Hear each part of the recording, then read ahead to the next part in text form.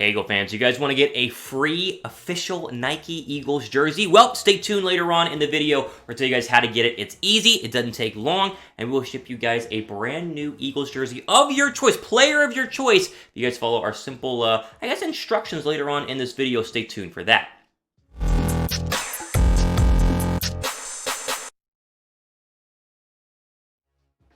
All right, it's Monday here on the Eagles Now channel. We're going to go ahead and jump into our week, 16? Yeah, it's week 16. We're almost done, thankfully. Week 16 reactions to the Eagles' 37-17 loss to the Dallas Cowboys. How are you feeling today, Philadelphia fans?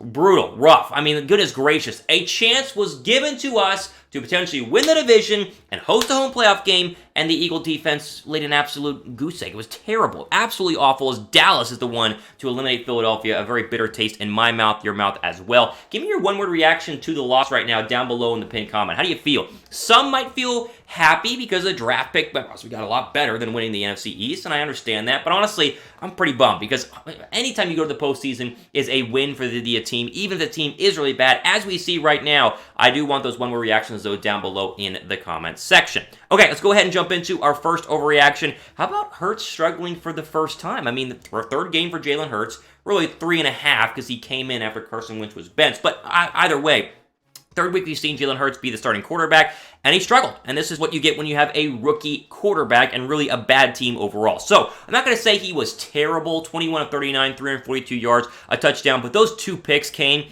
at just the wrong time. He also fumbled the football on what really wasn't a fumble. I mean, very clearly down, and would have made a difference late in that football game, but whatever, NFL refs had a rough week. But Hurts wasn't terrible, but we did see the human side of Jalen Hurts, and I think the rookie side of Jalen Hurts, and that's something we have not seen currently over the past couple of weeks, as he has been a veteran in rookie clothes. I mean, he looks really, really good and looks very, very confident and very much in control of the offense. But a couple of those interceptions, especially the second one, rolling to his left inside the red zone when any points are going to be helpful because you're down 2 scores, a bad pick overall. He did spread the ball around, I think, pretty well, but you got to look at the fool's gold that was DeSean Jackson. Yes, he did catch the touchdown pass, but that was basically it. Watkins had a couple of nice catches, but overall, the receiving core for Philadelphia, as we continue to say here, and I feel like I'm beating a dead horse, has let down the quarterbacks. Not only has the offensive line been bad, but the receivers have been absolutely atrocious. Now, this is interesting, though, because it does matter in terms of going into 2021. I had said, if Hurts balls out and wins out the final 4 games of the year and looks really good doing it, then you can all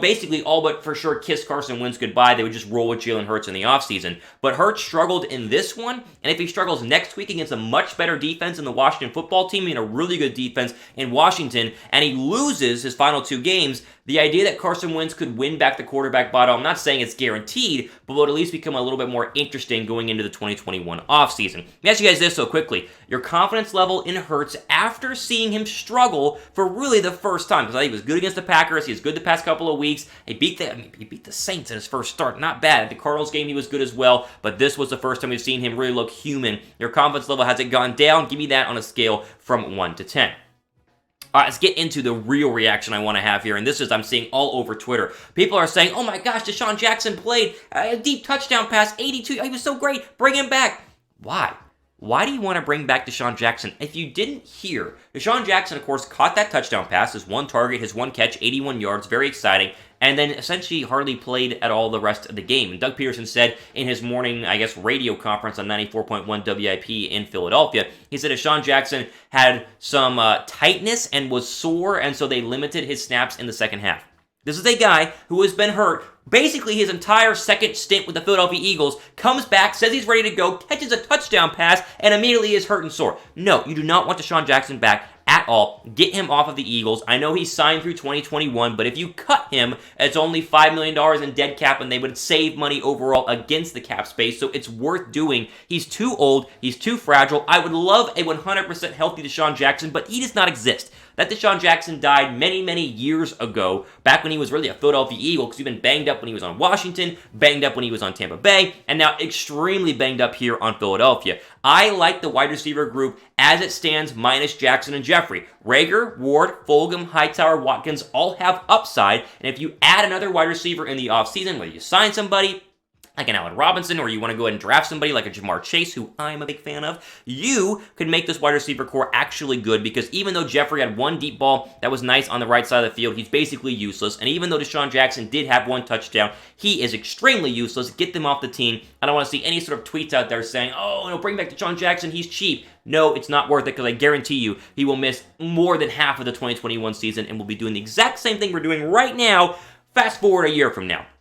Before we keep going, I mentioned you guys the jersey giveaway we're doing right now here with our friends at BetUS. Remember, this is for new BetUS customers only. All you gotta do is go to chatsports.com/EaglesBet, use the promo code EAGLES125, sign up, put down a deposit of at least $100, and then tell us that you did sign up by emailing us, eagles@chatsports.com, and then tell us what jersey you want. So literally, you go to the link, chatsports.com/EaglesBet, you go to the betting website, BetUS, that's where the link takes you, use our promo code EAGLES125, put $100 down, then you can start betting on the rest of the NFL games and the postseason, the NBA, the MLB, whatever you want to bet on with BetUS, and then you just email us, eagles@chatsports.com, tell us you signed up, show us you've signed up, and then of course be like, hey, I want a Jalen Hurts medium jersey, please, or whatever jersey you guys want. Maybe you want a Carson Wentz one if you feel very confident about Carson Wentz, although don't know if I would go ahead and do that. And then we will, of course, send you guys your jersey. Any other questions regarding betting on any games? If you have any betting questions, you can email us as well. Eagles@chatsports.com is the place to go ahead and do that. If you need help with signing up or with the promotion or just gambling questions in general, email us, eagles@chatsports.com. Okay, Jim Schwartz, will he be fired? That's the question I'm seeing a lot on Twitter here as well. I doubt it, but honestly, watching the film, and NFL Network's Brian Baldinger, a guy I've met multiple times, great analyst and a great player formerly, he had a great breakdown of the Eagles secondary, and I know they were missing people. I understand the list was huge, but there were a ton of scheme breakdowns, not just coverage breakdowns, on Sunday against the Dallas Cowboys. I do get you miss Rodney McLeod massively. Maddox hasn't been great, but he's a lot better than what they had. Crevon LeBlanc was missing, no Josh Sweat. They had a lot of injuries in the secondary. They're playing people like Michael Jacquet, who's awful. I mean, he was terrible yesterday. But still, give them some help. Too many one-on-one opportunities with these wide receivers to dominate our cornerbacks. Now, I will say this. In Jim Schwartz's defense, as I just said, I mean, a lot of injuries. Fletcher Cox going down with that stinger injury was, game-changing. Now, it shouldn't be, because you expect the defensive line to be a lot better. We expect to go ahead and have some great plays by Javon Hargrave and Malik Jackson. They should be able to hold down the fort, completely unable to, and that made a massive, massive difference. Will Jim Schwartz actually be fired? I don't know, although I would seriously consider it. I would much rather Schwartz be fired than Doug Pederson. As I've said all along, Howie Roseman has got to go 100%. I think you keep, obviously, Doug Pederson, and I would consider greatly letting go of Jim Schwartz, because I really don't know if he's a great coach with bad players or he's a bad coach with even worse players, and that way they all kind of rear their ugly head overall during certain points of the Eagles season. Let me ask you guys this. Do the Eagles fire Jim Schwartz? Type Y down below for yes, type N down below for no. There has to be changes this offseason. If everybody comes back, I will be shocked. The question is, where do we go from here? Doug Pederson said in his press conference today he expects to be back in 2021, so if that's worth anything, then we'll just mention it right here. Make sure you guys are subscribed, though, because if they do have any sort of crazy offseason moves, like if they were to fire Doug Pederson, we are on top of it. We'll have a video out within hours right after it happens, breaking it all down, as we always do here on your one-stop shop for everything regarding the Philadelphia Eagles. Make sure you guys are subscribed and click the notification bell down below. Okay, our final topic here on our Week 16 overreactions. Was it good for the Eagles to lose yesterday? Honestly, if we're putting our winning biases aside and the fact we hate Dallas, yes, it was very good Philadelphia lost yesterday. Now, I, for one, was upset because I really wanted to go to the postseason, and you get the postseason, anything can happen. We've seen that happen in Philadelphia before. Maybe Jalen Hurts, pulls out a rabbit out of his hat, the defense plays better, they get healthy, they could win a playoff game, who knows? But in reality, the Eagles essentially locked up a top 5, top 6 pick overall with the loss yesterday, and if they lose against Washington next week, on Sunday Night Football, by the way, which is flex, it's very stupid that it was, they will have potentially a top 5 pick, which is massive for Philadelphia. So right now, as it stands, they sit there at number 6 overall behind the Jaguars, Jets, Dolphins, Falcons, Bengals.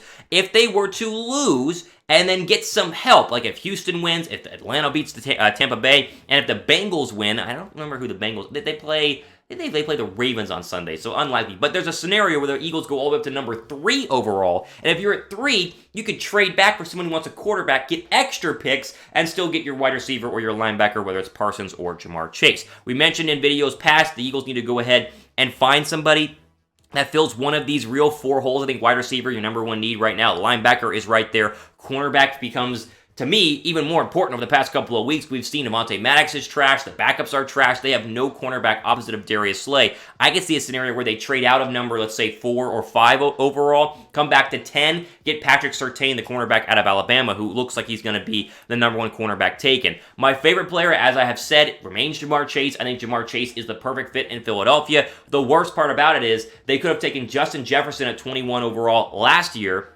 or really last draft, and then paired him up with his former LSU teammate JAMARR Chase and had 2 of the best young wide receivers in the league. I mean, it was right there for the taking, yet they, honestly, were completely unable to do it. What are you going to do? So, it is good. In the end, it is good because the Eagles were not a good football team, and even though I myself like to say, well, they beat the Saints, so maybe they could actually beat teams in the NFC in a postseason run, maybe, but the odds of that actually happening are very, very slim, and I think all deep down we understand and recognize and know that, and so if you lose, you secure that top 5 pick, because if they would have won, then they would have gone down to 8, 9, 10, even far back as 11 or 12. If you win the NFC East, your best pick, I guess, is 19 overall if you're the first loser in the wild card round with the lowest record. And 19 would have been disastrous for an Eagles team that has a ton of holes and a ton of needs and not a lot of money to spend in free agency. And so in the end, as we will say, we don't want to admit it, but it was probably very good and at least in the best interest for Philadelphia that they did lose. That way they can secure a very high draft pick. And their highest since drafting Lane Johnson, number 4 overall